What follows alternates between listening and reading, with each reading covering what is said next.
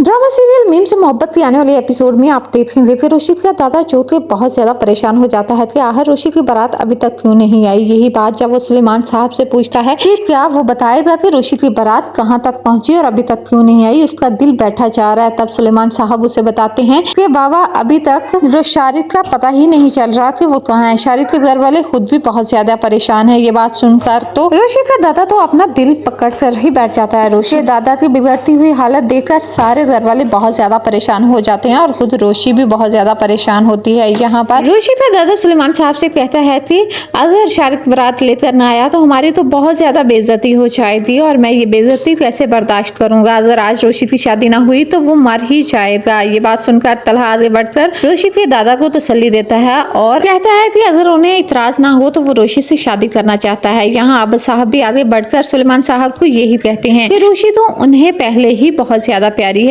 और उनकी तो दरीना ख्वाहिश थी रोशी को अपनी बहू बनाने की, लेकिन ये सब इतना जल्दी में हुआ।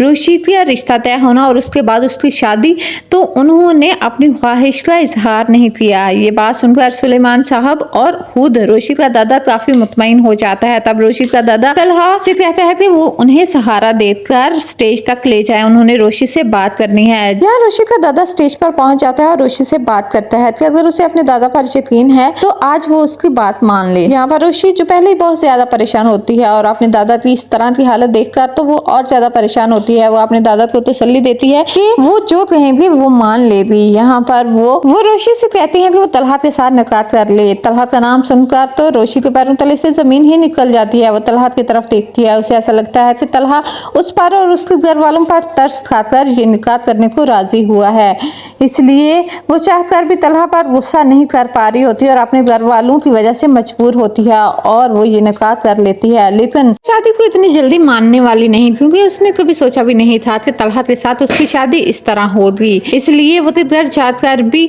अपना सारा गुस्सा अपनी ज्वेलरी और कपड़ों पर निकालती है और कहती है कि वो कभी भी इस शादी को नहीं मानेगी।